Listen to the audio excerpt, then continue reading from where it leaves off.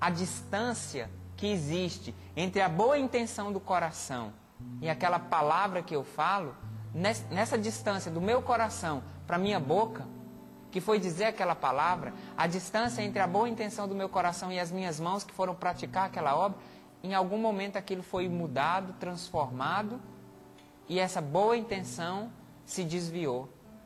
É aquela luta que nós temos para sustentar aquela palavra que a minha intenção era ajudar, mas eu acabei atrapalhando. É aquela boa intenção de gente que tem a boa intenção, mas que para colocar em prática, a conduta, ela é manchada. Por isso que a palavra diz, eu vejo a tua conduta. É aquela mãe que tem a boa intenção de levar os seus filhos para a igreja, mas cheia de boas intenções. Na hora de fazer isso, ela ameaça os filhos, ela briga com os filhos, ela grita com os filhos, ela vai fazendo chantagem com o filho. Se você não for para a igreja, eu não deixo você sair depois. Se você não for para a igreja, eu não vou te dar aquele dinheiro. Se você não for para a igreja, o papai do céu não vai gostar de você. A boa intenção que está no coração, levar a família para a igreja. E o que está errado? A obra. Mudou a boa intenção, o como fazer. É aquele esposo que quer corrigir a sua esposa, que tem a boa intenção de dizer para ela, olha, aqui você errou. Mas a boa intenção do coração, quando vira uma atitude, quando vira uma conduta, ela se transforma em algo que não é bom, porque ele corrige na frente dos outros, humilhando, ele grita, ele diz um palavrão, ele é violento. Ele estava com uma boa intenção. O coração estava cheio dessa boa intenção de corrigir, de estabelecer um diálogo, de dizer, olha, eu não gostei, não me fez bem.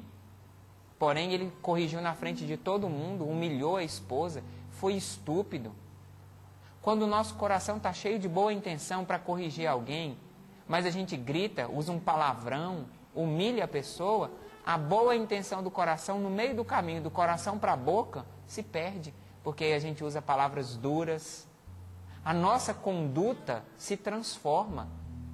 O coração estava cheio de boas intenções, mas o jeito de fazer. Então o que Deus está exortando é justamente essa forma de fazer, essa conduta, aquelas pessoas que trazem um senso de justiça, não é, dentro do coração, que querem trazer a verdade, mas que na hora do como fazer isso, enfia o pé pelas mãos e são estúpidas, grosseiras.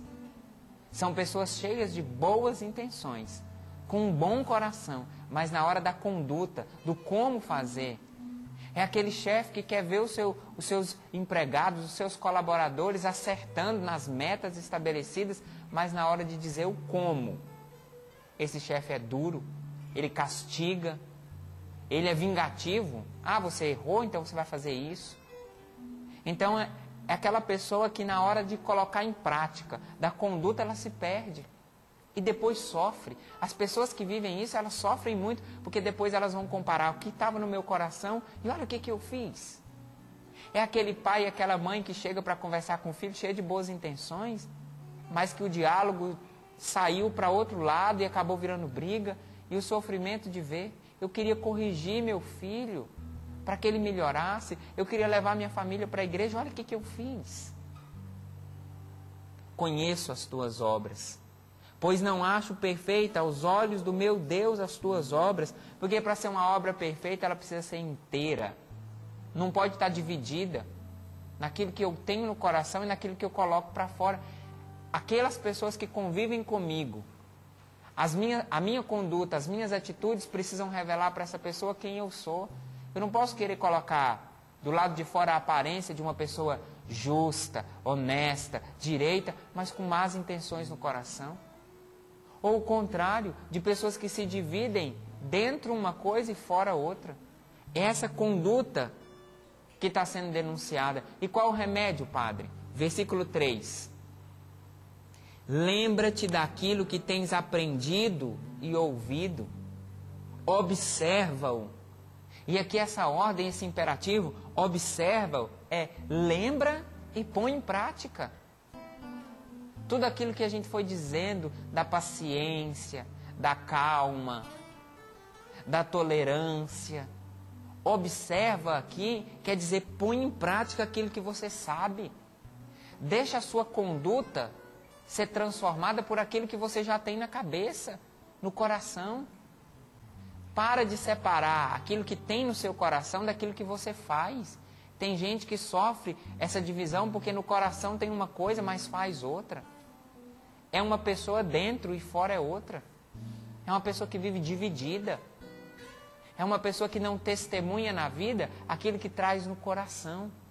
É uma pessoa que é linda do lado de dentro, mas se mostra feia, dura, áspera do lado de fora, para manter a aparência de super-homem e mulher maravilha. Lembra-te daquilo que tens aprendido e ouvido.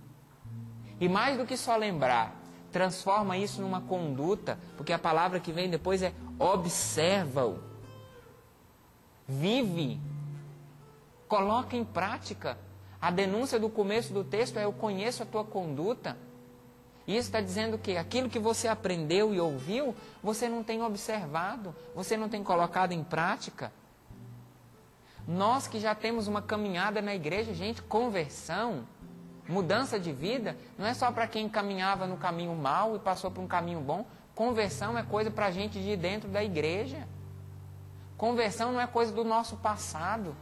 Ai, quando eu me converti, quando eu mudei a minha conduta, lá no passado, não.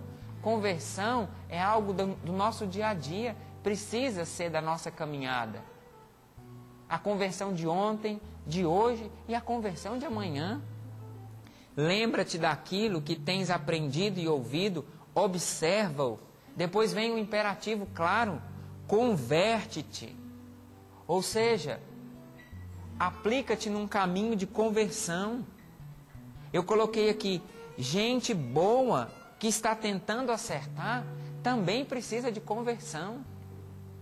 Nós que estamos nessa caminhada, tanta gente que acompanha Sorrindo para a Vida, que já tem uma vida dentro da igreja, conversão é para nós também. Deve ter por aí afora padres acompanhando Sorrindo para a Vida, e eu estou dizendo de padre para padre. Padre também se converte, viu? Padre também tem que se converter. Consagrado, eu sei que tem os consagrados da Canção Nova que estão acompanhando, os colaboradores. Consagrado da Canção Nova, colaborador da Canção Nova também tem que se converter. Nossa, essa palavra, mudança de conduta, deve ser só para quem vive uma vida totalmente errada. Mas nós não, nós já estamos na caminhada. Na caminhada também nós precisamos nos converter. O que dá continuidade, o que coloca a dinâmica da nossa vida de conversão, é a conversão nossa de cada dia. Qual foi a sua última conversão? Qual foi a última atitude que você viveu, que você percebeu que eu me converti? A palavra está sendo essa, converte-te, nos colocando como agentes da nossa conversão. E aí vem a outra palavra, se não estiveres vigilante, virei como um ladrão. Olha como que o Senhor está falando. Se não estiveres atento, desperto, se não estiveres num processo diário de conversão, virei a ti como um ladrão, sem que tu saibas em que hora vou te surpreender. E aqui, gente, para quem não está vigiando, essa surpresa vai ser desagradável. Um vigia que está dormindo, um vigia que não está no seu posto, quando o ladrão chega, a surpresa é extremamente desagradável. Para o cristão que está numa caminhada, que está tentando ser melhor, mas que não se converte, a chegada do Senhor vai ser desagradável, porque Ele vai te pegar fora do seu posto. O vigia que não está ali pronto, observando, vigiando, e o ladrão chega, ele tem uma surpresa desagradável. O ladrão vai chegar, vai render aquele vigia e vai tomar o posto dele. Mas para nós, que estamos na luta, que estamos nos empenhando, quando o Senhor chegar, ainda que nós não saibamos o horário que Ele vai chegar, essa surpresa vai ser agradável, porque Ele vai nos pegar vigilantes. Ele vai nos pegar, não divididos, entre a parte de dentro e a parte de fora, numa conduta mais ou menos, mas Ele vai nos pegar na vivência de uma vida coerente. Muito cristão que não se empenha na sua conversão, quando a gente fala que o Senhor voltará, que o Senhor vai chegar, fica com medo. Ai, tomara que não seja hoje. Por quê? Porque a vida não está na dinâmica da conversão. Porque as obras não estão em coerência com aquilo que está no coração. Então, essa conduta, essa dinâmica da conversão, que é para mim, para você que é de pastoral da igreja, que é ministro da Eucaristia, que já está tentando e precisa continuar nessa luta. Porque as obras que nós fazemos precisam testemunhar a experiência que nós fazemos no nosso coração. As nossas obras precisam testemunhar aquilo que a nossa memória lembra e aquilo que observa a nossa vida, a nossa conduta de cristão. Versículo 4. Todavia, aí em Sardes, na igreja de Sardes, existem algumas pessoas que não mancharam as suas vestes. Estes vão andar comigo, vestidos de branco, porque são dignos. No livro do Apocalipse, a veste branca é essa veste do prêmio, de quem lutou, de quem batalhou. Esses que não se mancharam porque tiveram uma vida tranquila, sem provas, sem problemas, sem lutas. Eles não se mancharam porque vigiaram, porque observaram, porque lutaram. Olha aqui o versículo 5. O vencedor vestirá vestes brancas, e não apagarei o seu nome do livro da vida, mas o apresentarei diante do meu Pai e de seus anjos. Só é possível ter um vencedor se esse vencedor enfrentou uma luta. Não tem como ter um vencedor, não tem como você receber o troféu e o prêmio de vencedor sem lutar. É preciso luta, é preciso esforço. Para receber essa veste branca, é necessário a luta nossa do dia a dia. É preciso essa luta para não dividir o homem do lado de fora de casa e o homem do lado de dentro. Para não dividir, gente, o nosso rostinho lá na pastoral da igreja com o nosso rostinho dentro de casa. Aquela pessoa que é uma ovelhinha mansa e humilde de coração na pastoral, mas que dentro de casa é um boi, um cavalo que dá coice em todo mundo. E muitos da nossa casa não estão indo para a igreja porque vem a diferença. Aqui na Canção Nova, um poço de doçura, na frente das câmeras, mas por trás dá coice em todo mundo. Lá na pastoral de acolhida da igreja, recebe todo mundo com uma paz de Jesus, com um sorriso, mas dentro de casa é com aquela palavra estúpida, grossa. Estou falando diretamente para as pessoas que estão lutando. Ai, padre, você falando isso, eu percebo, eu me desanimo. Não, reaviva o que te resta. É palavra de ressurreição para dizer, olha, se empenha ao vencedor. Mas para ser vencedor, é preciso ter luta. Ninguém pode ter o título de vencedor, a medalha, sem a luta, sem a corrida, sem o empenho. Último versículo. Quem tem ouvidos, ouça o que o Espírito diz às igrejas. E aqui no livro do Apocalipse, várias vezes é repetida essa expressão, quem tem ouvidos, ouça. Mas esse ouça aqui não é simplesmente aquele que deixa entrar e cair nos seus ouvidos, simplesmente ouvir. É um ouvir de quem coloca em prática. É um ouça concreto. Quem tem ouvidos, ouça. E deixe que aquilo que você escuta mude a sua conduta.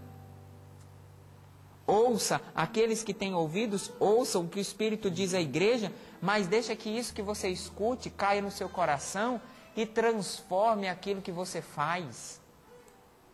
Para que Deus não venha testemunhar que as nossas obras não são perfeitas diante dos olhos de Deus.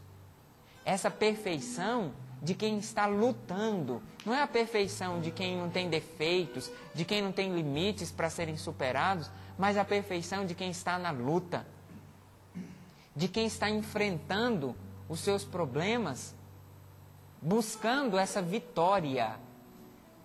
Tem muitos de nós que com essa palavra de hoje precisam experimentar a ressurreição, porque fomos nos acomodando a ter essa vida de aparência. Cristão que tem vida de aparência.